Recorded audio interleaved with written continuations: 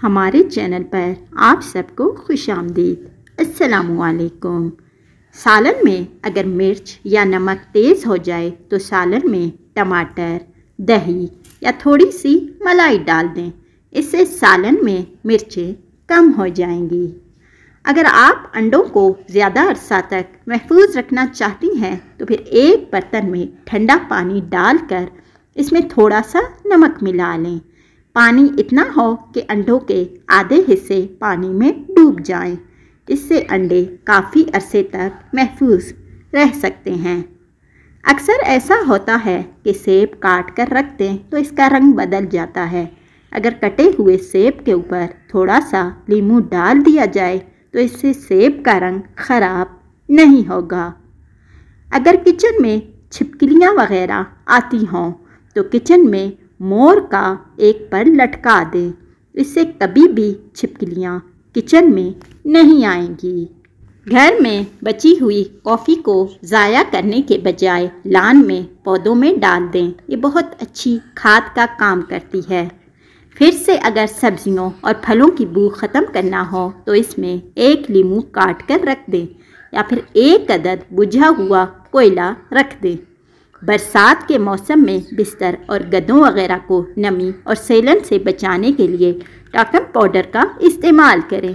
अगर गद्दे पर थोड़ा सा टाल्कम पाउडर छिड़क कर ऊपर बेड शीट बिछाई जाए तो नमी से महफूज रहेंगे।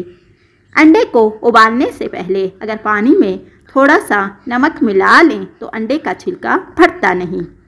नॉन स्टिक पतीली में खाने या जलने के निशान साफ करने के लिए उसमें पानी और 2 चम्मच बेकिंग सोडा मिलाकर उबालें। फिर धोकर हल्का सा तेल लगा लें।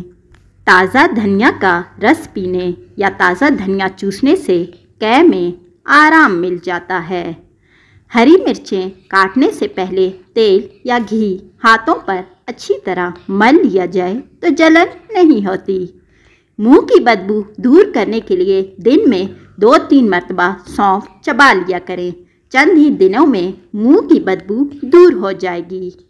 आटे के डिब्बे वगैरह को कीड़ा लगने से बचाने के लिए उनमें तेज़ पात रख दें। इससे कीड़ा नहीं लगता। चावलों को कीड़ों से बचाने के लिए 1 किलो कच्चे चावलों में 5 ग्राम सूखे पुदीने का पाउडर मिलाकर रखें। आलू और प्याज कभी भी एक साथ ना रखें क्योंकि इस तरह आलू बहुत जल्द ही ख़राब हो जाते हैं। किसी भी कच्चे फल को पकाने के लिए उसे अखबार में लपेटकर 2-3 दिन के लिए किसी गर्म जगह पर रख दें। फिर पककर तैयार हो जाएगा। लाइक करें, शेयर करें। Thank you.